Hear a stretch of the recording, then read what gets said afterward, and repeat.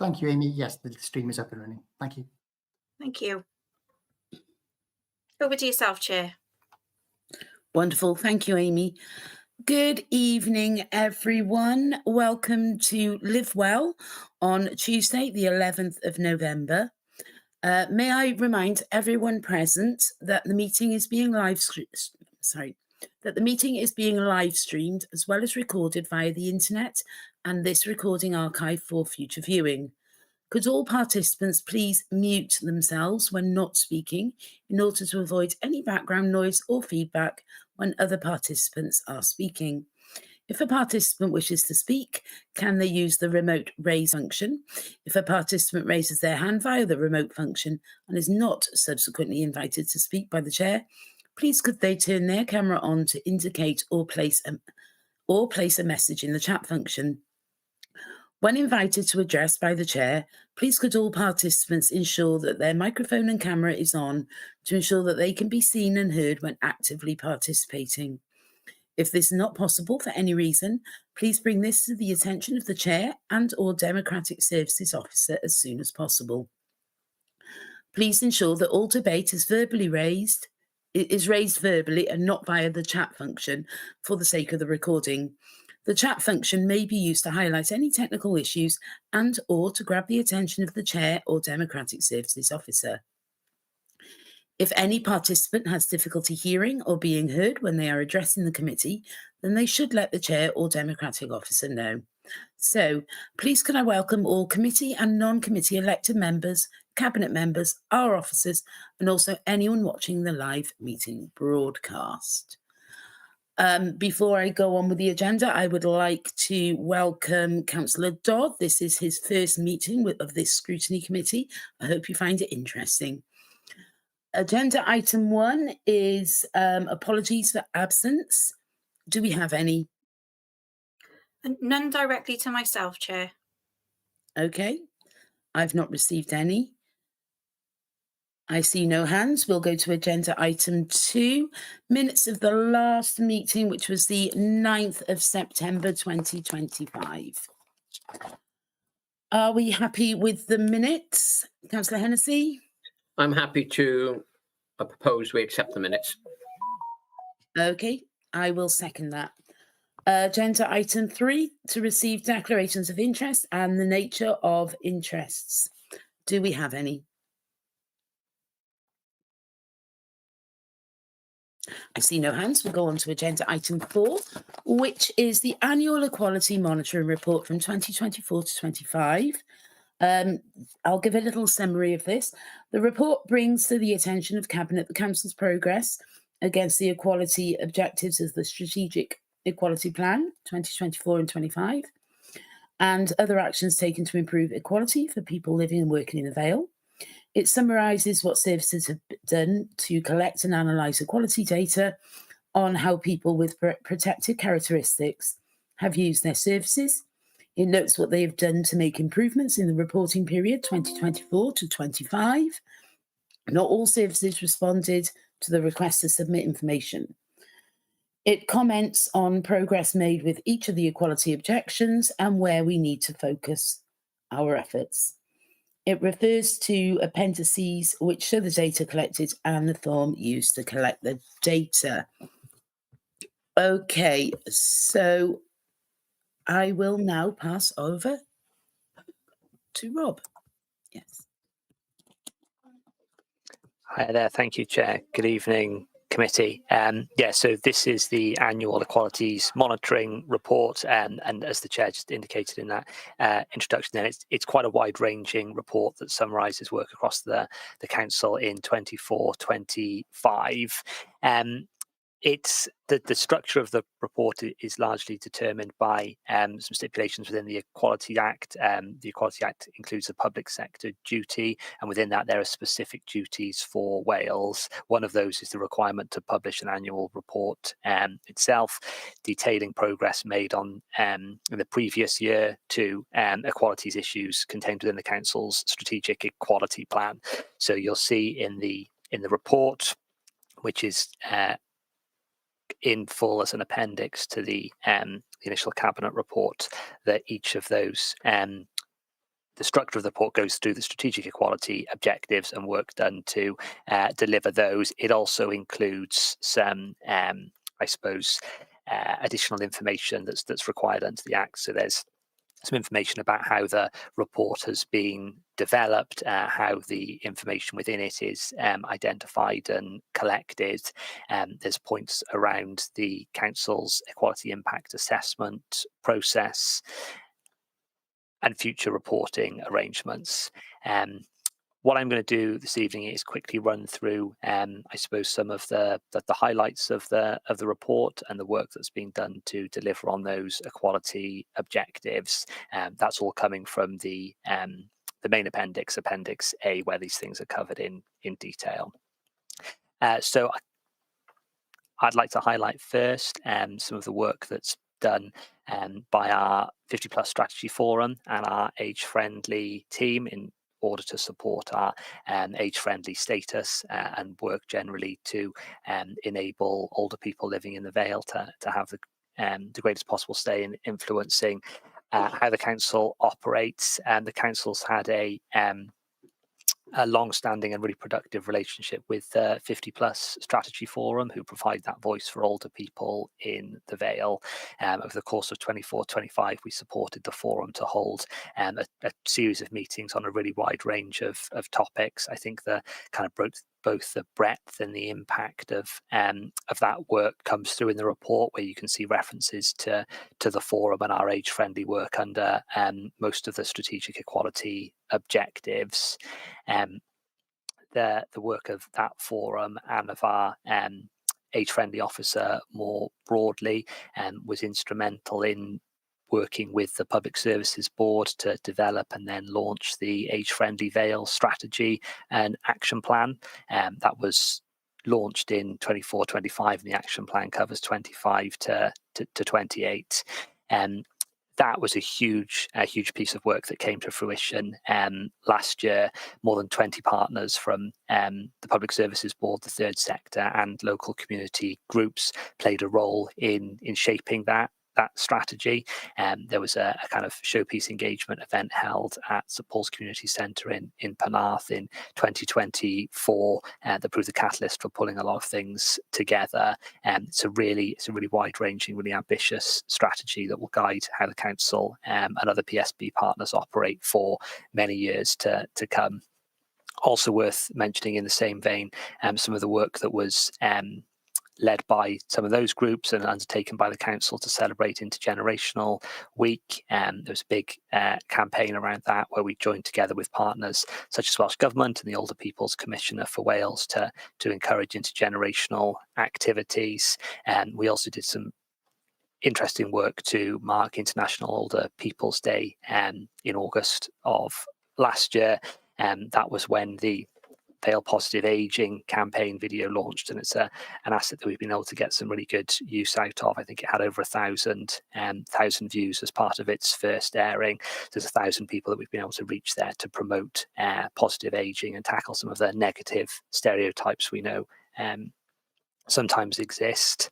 Another team doing really impactful work would be our Communities for Work team. That team's based in Learning and Skills, and it gives targeted supports to particular groups where they're known to be experiencing higher levels of unemployment. And the Quick Start scheme that they administer is it's a great example of the work that's done there, whereby 18 to 25-year-olds are given 6-month paid work placements.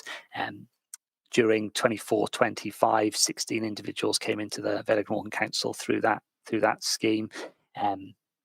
12 of which were able to complete that and have continued to work either within that department or somewhere else within the organisation. That's something that a further round of recruitment began in 2025, which is when this report closes to an end, with 9 more people coming into the organisation by that same route. It's a really great example of, I suppose, upskilling and making a really practical difference to young people's lives. Sticking with the workforce theme, the report also details some of the good work that's being done to further develop the council as an inclusive workplace. So our staff networks, GLAM, Diverse and ABLE all continue to grow in membership and continue to help support staff and shape decisions. The networks meet regularly and meet with senior leaders and our colleagues in HR.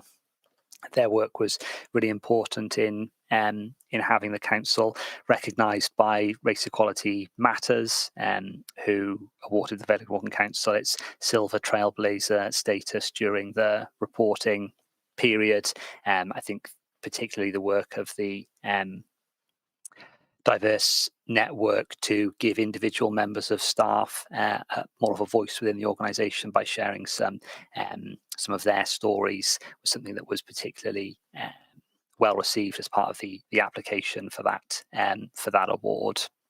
Also, the work that's being done, and I'll reference this again in a minute, to support our schools to become actively anti-racist.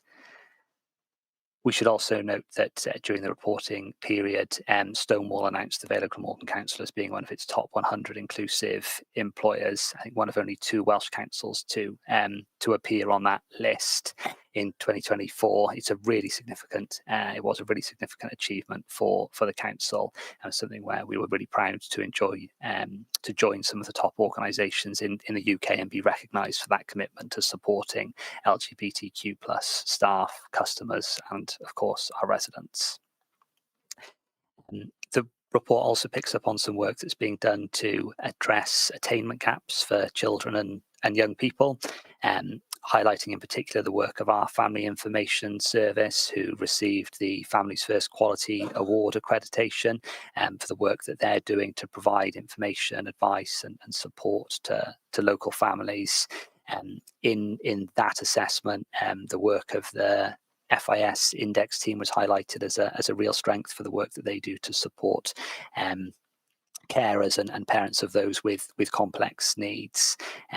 Again, just a really laudable achievement by one of our teams in that time.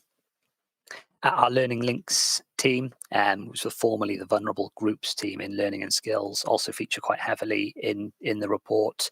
I think particularly notable would be the work that the team did in partnership with the Ministry of Defence to ensure that children from families of entitled persons that were housed at the MOD site in the county had access to full-time education back in 2020. The team also does great work with service families, so those would be families where you've got one or more parents serving in the armed forces, to design and develop an awareness raising project that they've since rolled out with schools in the Vale. They did some great work as well, which was referenced in the report, with young carers to design a Young Carers Your Views awareness raising project, which it's a really good piece of work with some sort of video assets that feature and are sort of presented by the young carers themselves, so a really impactful way of getting across what life is like for some of those people and how we can work better to support them. That support that the team offer to schools features quite prominently, and I think is another area of our work that is worth highlighting. The team deliver equality and diversity training for schools, for staff, for school governors, for support staff within schools, and I know at the moment working with lots of schools to help them develop their own strategic equality plans. It's really important that we're able to, I suppose, draw a line from the council's strategic equality plan through those that exist in our schools, and the team are doing a great job to make sure that that's the case. And as I mentioned earlier, the anti-racist research project that the team are running is something that always gets really positive feedback. I think that the third cohort of schools to begin that started during the reporting periods here, and it's a really impactful piece of work that helps I guess foster that sense of inclusion and embed the concept of anti-racism in schools and within the council more broadly. So those are, I think, some of the highlights from the report. As always, I'm happy to take questions now from members on anything else that's there. Albeit, Chair, if you don't mind, I will caveat it by saying this is one of those reports that's compiled by the equalities team in my area, but covers work across the whole of the council. So I might not have immediately to hand or to mind the detail to respond to some questions, but I'll certainly go away and get anything that I can't take tonight.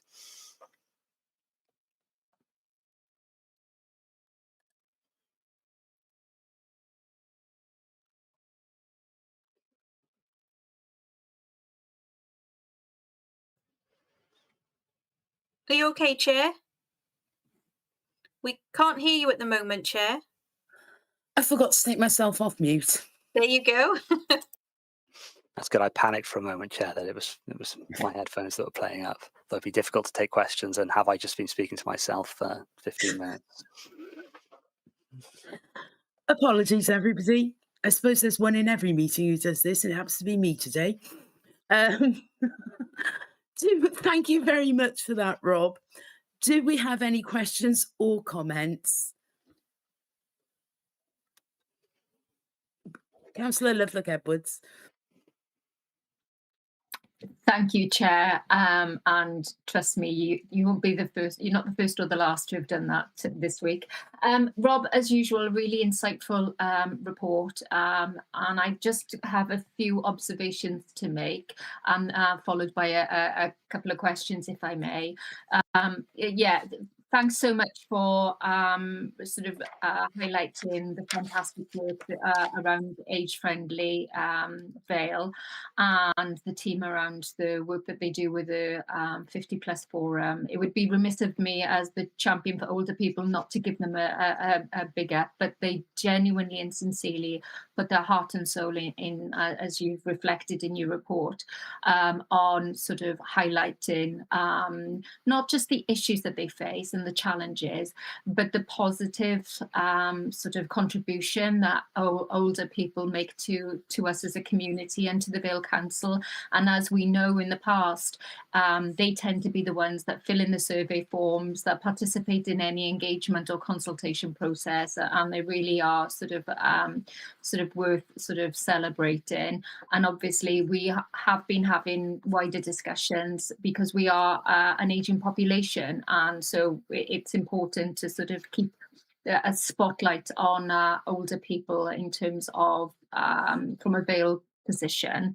So there's that. I wanted to also and Councillor Millie Collins and as chair, and also other colleagues who participated or participate in the Task and Finish group recently met with some of the young ambassadors, a group of the girls, to talk in specifically around sport. So it's referenced on page 23 and 24 of the report. But again, I want to put on record sort of our thanks, not just to the Vale sort of youth development team, but also to the young girls themselves for their contribution to shaping the Vale. And as an older person, it was really heartening to see how engaged they were, how articulate, and it was quite worrying. Some of the issues that they were highlighting are ones that Millie and I encountered in school, and sadly we are still facing certain barriers, but they are certainly, as a group of young women and a group of young ambassadors, are making sure that we pay attention and we listen and we help shape a better future for them. So those are my observations. Couple of quick questions, and that is on page 8, Rob.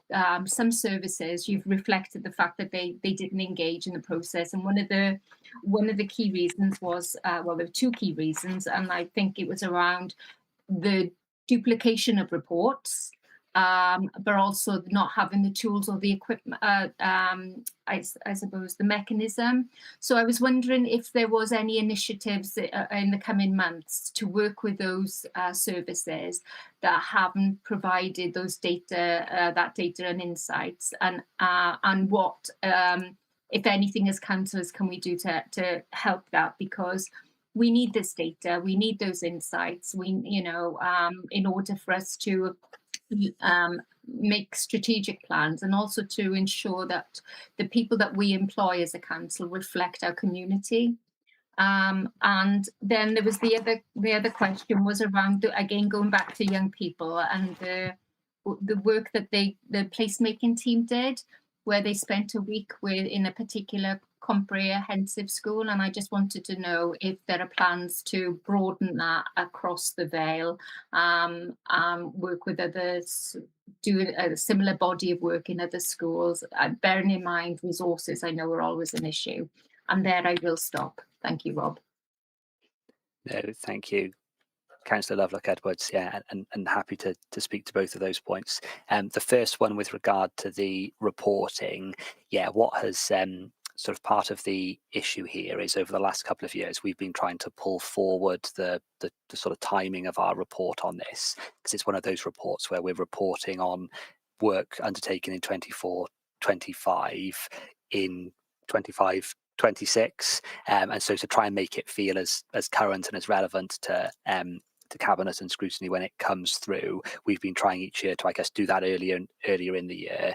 Look, what we have found, and I can speak about this because we're trying to rectify it right now as we're gathering the sort of ongoing updates. It's actually just trying to gather those updates for this is kind of conflicting with other work that's going on by other departments. I suppose it's part of the nature of our work, isn't it? We're always looking for colleagues to update on things that are going on in their areas. And if the reporting periods just don't quite line up. So what we're trying to do at the moment is see how can we, one, sort of simplify that process.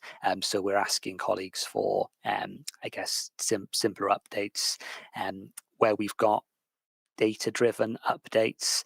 How can we make sure that is just available and live within the organisation? So there's some work that's being done to sort of prep some dashboards that our team centrally would always be able to draw information from. So we're sort of cutting out the middleman a little bit there.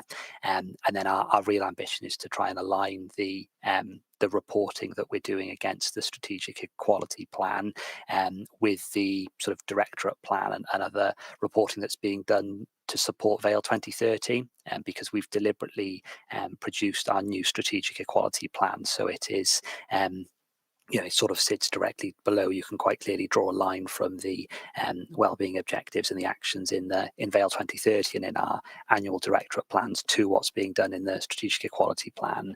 That should, as well as making it much easier for people to see how the work we're reporting on in the SEP is delivering on those Vale 2030 ambitions, it should also just streamline that process again, so we're able to get better quality reports in a more timely way, which should be to everyone's benefit. So I do appreciate that we didn't have the full set of information when we would have liked it, but it's something that we're working to rectify, and certainly shouldn't be the case this time next year. And then with regard to the work of the placemaking team, I think that is work that they did. I know that was done out in Cowbridge to support the placemaking work that was being done there. The team, and I know this because I've heard it via our internal public participation network that I'm a member of, speak really, really positively about the kind of almost the quality of the interactions they were able to have with young people during those sessions, but actually getting into schools. I think they were in effect setting themselves up at different points in the school during lunchtime and breaks and other things, able to have actually quite real conversations with young people. It was instrumental in helping shaping the place plan, and they speak really positively about it. So it's absolutely something that we're looking to try and replicate. I think it's a case of finding the right project to go back into schools and do it with again, and it's something that I know colleagues in the youth service are always keen to support departments in doing. So absolutely, I hope we'll be able to report on more of that next year as well.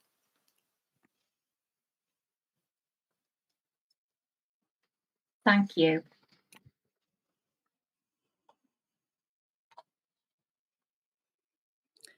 Thank you, Rob. Councillor Lloyd-Selby.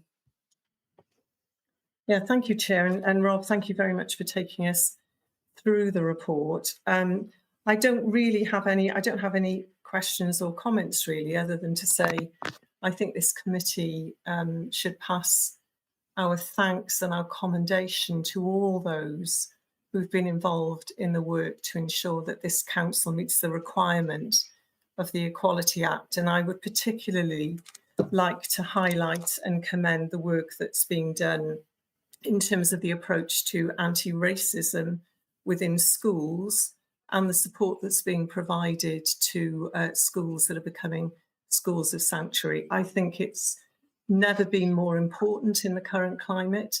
And I'd like to propose, Chair, that we pass on that formal commendation back to all those who've been involved in that work. I am happy to second that, Councillor Lloyd-Selby. Thank you very much. Amy? Thank you, Chair. If I may, we can certainly make sure that Councillor Lloyd-Selby's commendation there is included and passed on. But if I may, just being devil's advocate here slightly, obviously that is a recommendation to Cabinet, wouldn't allow Cabinet to do anything with it. So would Councillor Lloyd-Selby be content with us making sure that that's included within the minutes? Yes, it isn't intended to be a recommendation back to Cabinet, because clearly it isn't that. But I do think that as a committee, we would like to commend those officers and staff who've been involved in this work. And as I say, particularly the anti-racist work and the schools of sanctuary work. Thank you. Yes, absolutely. And that will definitely be emphasis provided on that within the minutes, Chair. Councillor Thomas. Thank you, Chair. I'd like to echo the comments of my colleagues about how good this report is, and my thanks to you, Rob, and your team for and everyone else for pulling it together.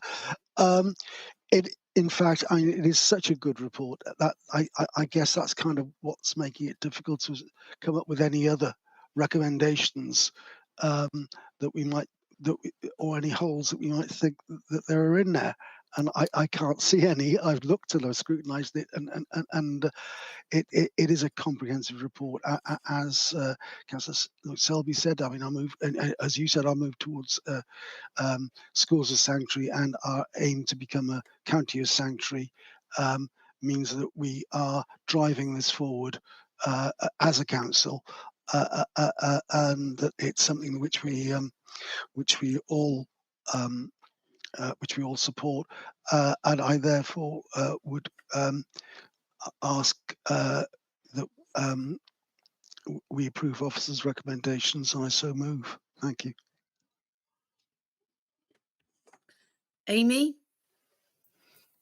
Thank you, Chair. Just to pick up on the point there raised by Councillor Thomas, just for the committee's benefit, the recommendation before you is to endorse, which obviously is a strong message provided within your recommendation there in relation to the report. So I trust that Councillor Thomas would be content with the wording for endorse. Absolutely. Yes, of course. Okay, thank you. Anybody else have any questions or comments? Okay, so we will move on to the recommendation, which is that we as the committee endorse this report.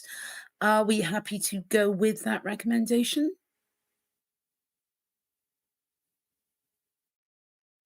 Yes, Chair. Okay, and I will second that. Okay. Okay, so thank you very much for that, Rob. You are more than welcome to stay, or you can leave. It is your choice. Agenda item 5 now is the Forward Work Programme. Amy, that's you, isn't it? Yes, thank you, Chair. Yes. So if the committee doesn't mind me just taking a few minutes to go through the report that is in front of the committee, because this is the first report of its kind. So the committee will recall that in May of this year, it considered the Forward Work Programme for the committee based on the new remit and reshaping scrutiny programme when the committee became the Live Well Scrutiny Committee. If I could draw members' attention, please, to the appendices for this report, which is the Forward Work Programme in front of you. And if I may, Chair, I'd just like to speak to each of the recommendations of the committee this evening. So the first report that you have in front of you, first recommendation, sorry, that you have in front of you is for the committee to consider and agree the Forward Work Programme schedule for 25-26 at Appendix A.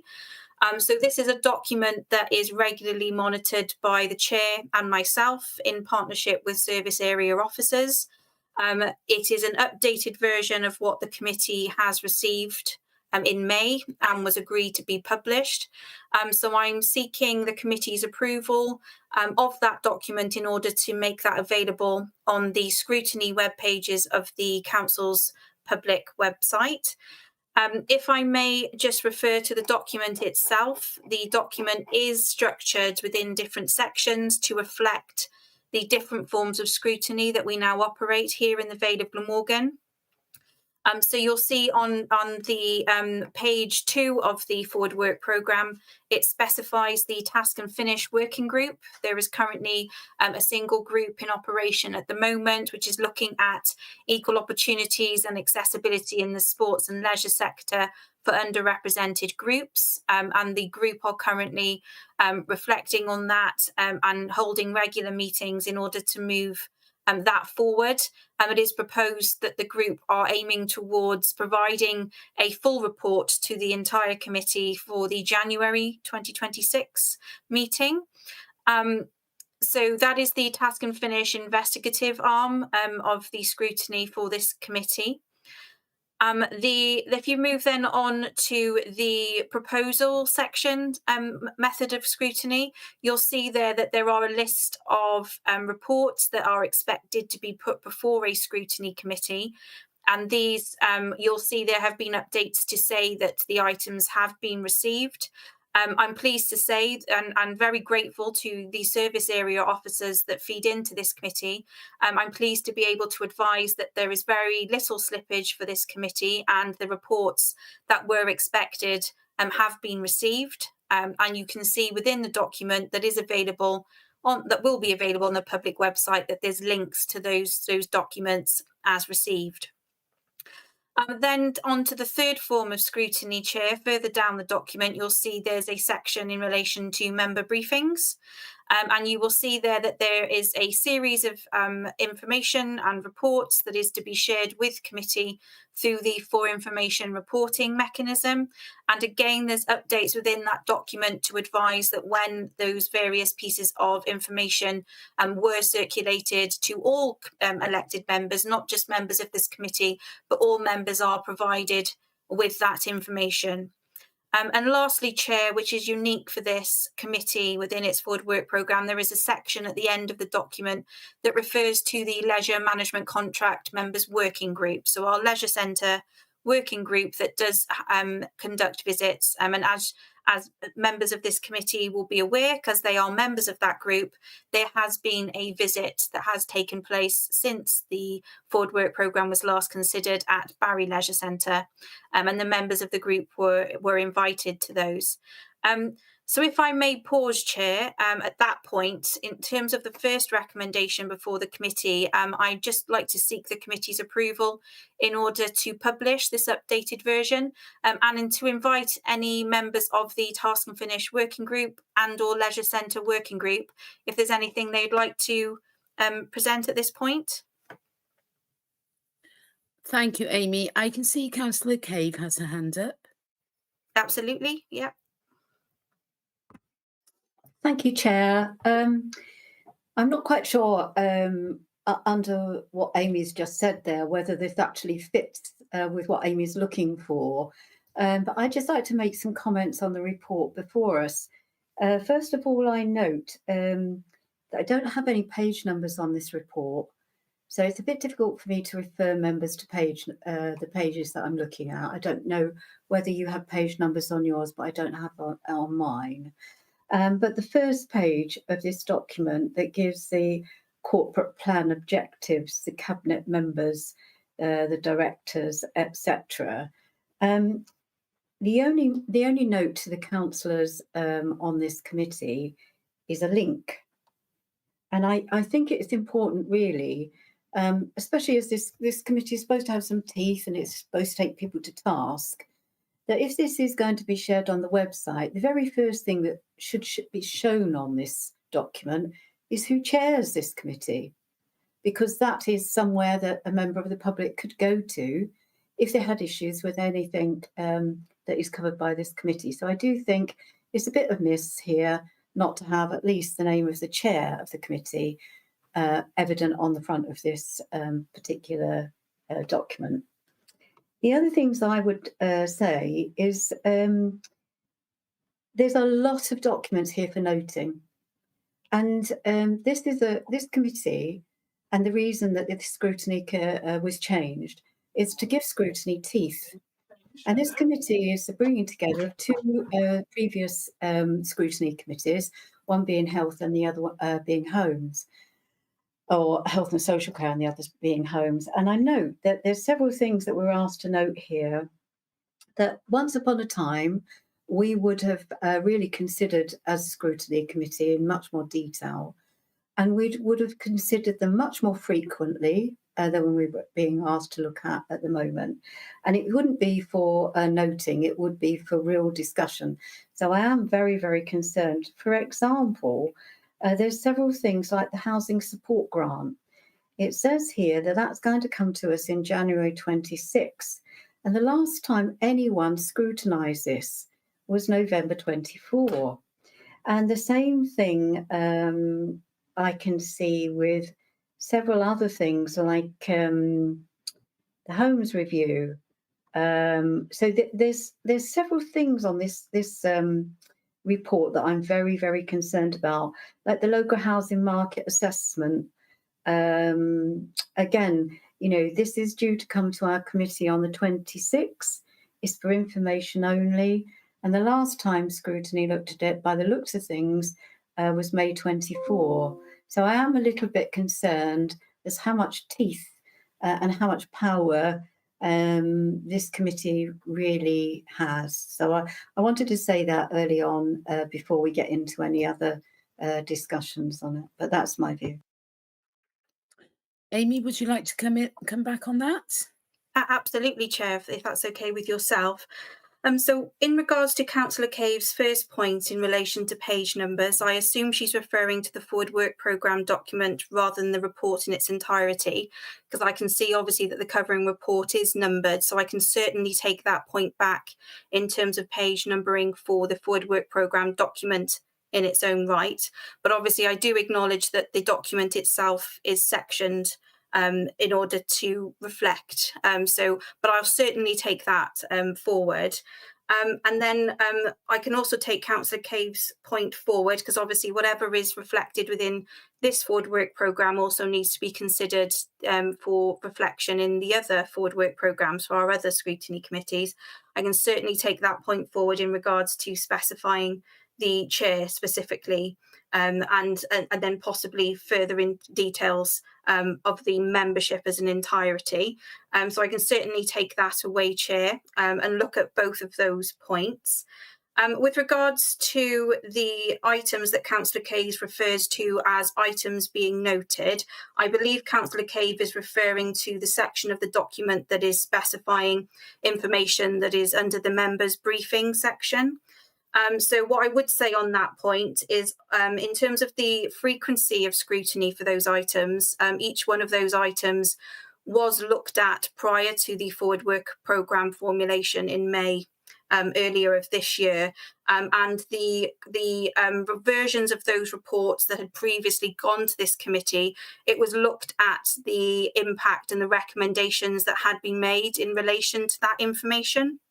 And obviously service area officers then have worked in collaboration with myself to identify those items, and that also has been approved with yourself, Chair, at that point in terms of the draft Forward Work Programme before being submitted to the committee in May, when the committee also kindly approved that those are reports to be in that particular section. Any information that is provided for the information reporting process is given to all elected members, and any member can make a request for consideration in relation to that information, which would be shared with the relevant service officers, myself and yourself as chair, Councillor Collins, in order to have further discussion and to see whether or not that information needs to be provided. So there is certainly a lot of scope and power for the members of this committee to do further with the informational reports that are provided to them. I think I'll leave that there, Chair, if you don't mind. That's absolutely fine. Thank you very much, Amy. Do we have any other questions or comments? Councillor Hennessy. Good evening. I'm just going to have a little bit brief on the Task and Finish group. I'm currently the chair of the Task and Finish group, and I personally would like to thank all the officers and the people taking part in this. We are at a stage now where we will be looking at speaking to guests and speakers to formulate a report to go back to Cabinet. We have a meeting on the 18th where the committee members will decide what the next stage will be. And after that, we will then be speaking to relevant officers and relevant outside groups. Like I said, I'd like to thank everybody who's taking part in this. I don't know, as Vice Chair, if Neil would like to speak, but I'm quite happy for him to.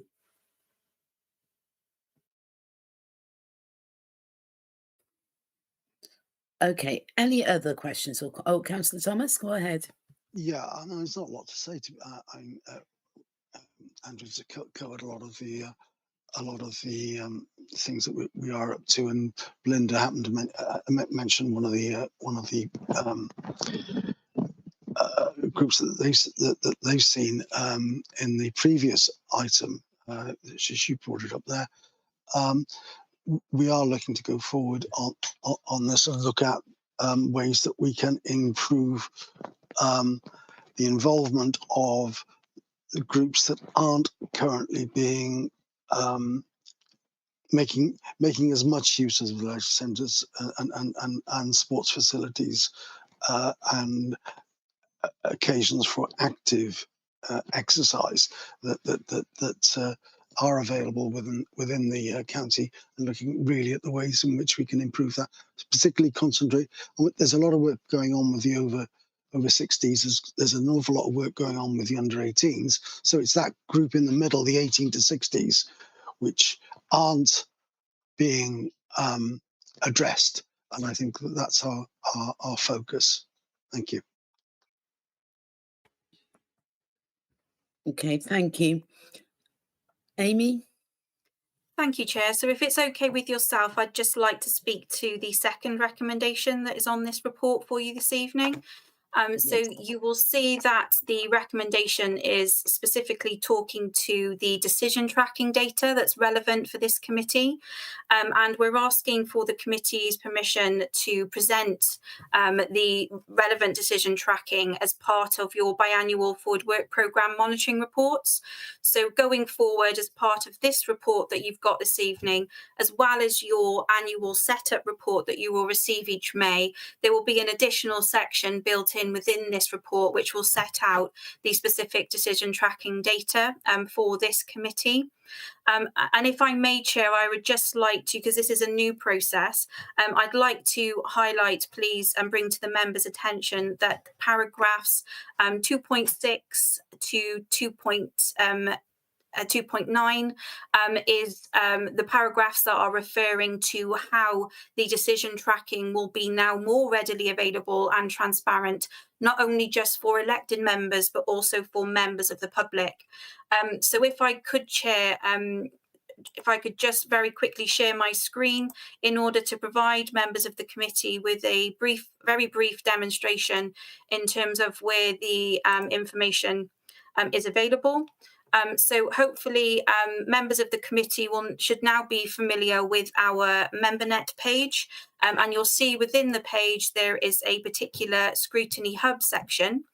And within that Scrutiny Hub, there is a vast majority of information and links to all 4 of our scrutiny committees, as well as the performance scrutiny and governance and audit, and our scrutiny chairs and vice chairs group.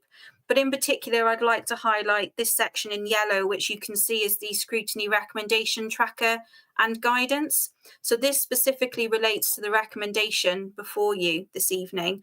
And if you go on to that tab there, you will see that it brings up the Power BI source, which is the electronic source that's referred to within the report.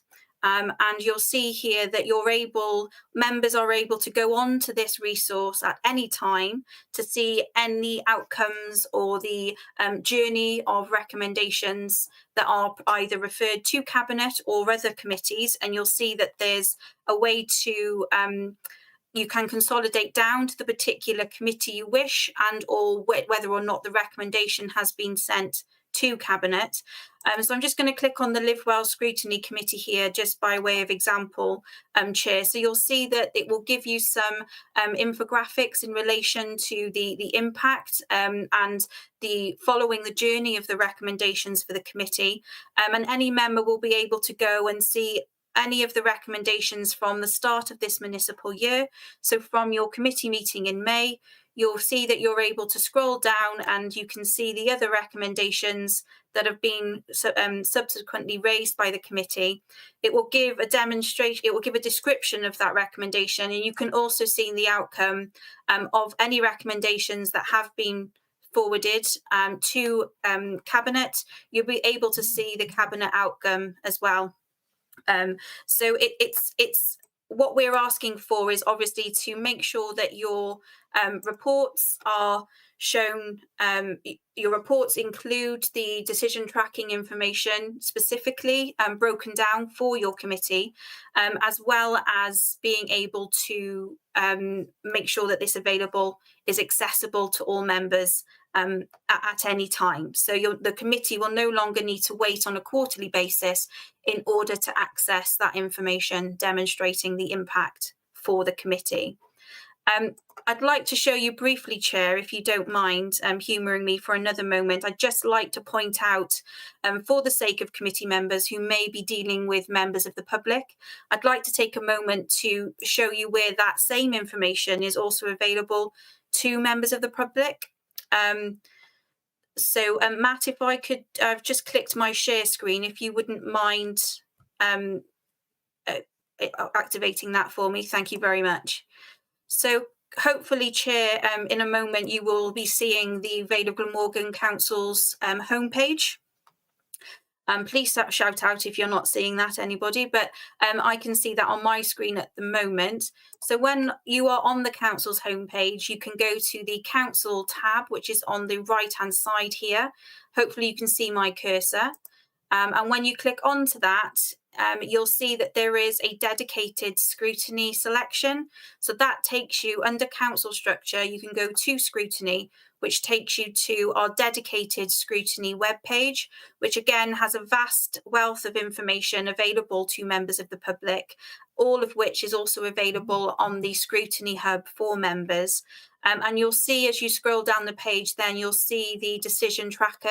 It's very much the same as what I've just shown you through the MemberNet route, but members of the public are able to go in and see this information live as it's updated, and members of my team will be updating that information on a regular basis. So I'm going to stop sharing now, Chair. Hopefully the committee were able to follow that very brief demonstration. Thank you for humouring me with that, but I thought it might be useful just to point out where that information is in relation to the recommendation before you. Thank you, Chair. Okay, Councillor Thomas. Thank you, Amy. Yeah, thanks, Amy. Just to say, when you were doing the MemberNet part, it seemed to freeze, and I didn't see any of these. When you said you were going into the Live Well committee hub there, I didn't see any changes to my screen. So, but I did see them for the for the council webpage one when you went into that. That worked fine, but I don't know why it didn't work for me. I don't know if it's true for other people. Yeah, sorry about that, Councillor Thomas. It could very well have been a bit of a delay on my side as well, but I will make sure that all of the committee have the MemberNet link, and I would encourage all members to make that as a favourite on their browser window so that they can easily get to that at a moment's notice. And I do have a new member of my team in Democratic, Rhys Turner, who is a Democratic officer whose specialism is digital within the team. So I will make sure that he provides that information to all councillors. However, I am mindful of the fact that the vast majority of councillors now are already engaging with MemberNet. But I'll make sure that he sends out another demonstration just to make sure you've got that, Councillor Thomas, and others. Thank you. Councillor Bruce, you've had your hand up a couple of times. Are you wanting to speak? Sorry, yeah, I couldn't see anything either. So I haven't got a clue what was going on. No problem, Councillor Bruce. I'll send out a video to you so you can have a look in your own time. Thank you. Okay.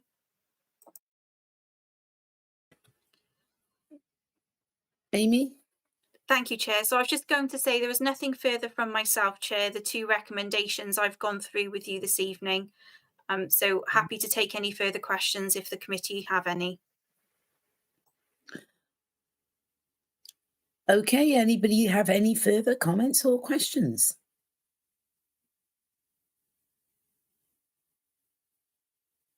Councillor Lovelock-Edwards. Thank you, Chair. I think it's thank you, Amy. That was really useful, and I know that we're all getting used to the new way of working, but it's proven so far that it's effective. And so thank you to you and your team. And I know Rhys has been really helpful with me on a number of issues already in his short time with us.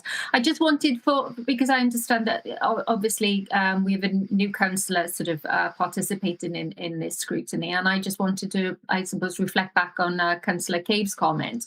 And as Vice Chair of this committee, one thing that I am confident about is that that where there are reports that need to be scrutinised, they will be scrutinised, and that at any point that a member looks at a report that's sent for noting or for information only, still has the right to ask questions, to challenge, or to even, ask, submit a sort of for consideration. And I think that system is still in play, and it's still incumbent on all of us to maintain that effectiveness of this scrutiny committee. And as reflected in Amy's report, there's been 8 specific topics that this committee has looked at in the past sort of year, and that's that is something to to take heed of in terms of how we function as a committee. And with this new structure, it has taken its time to bed in, but as Councillor Hennessy and Councillor Thomas have already referenced, the Task and Finish group is the first of hopefully a number of projects where we can really delve deeper into the work of the council and look at making improvements on that. And that's all I wanted to say on that matter, Chair. Thank you.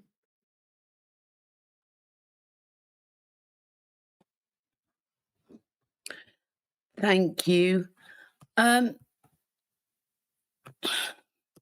We have a couple of recommendations here, so if nobody else would like to speak, I'll give you one last chance to speak if you wish to. Councillor Thomas? Yeah, can I just move recommendations on, please? Okay.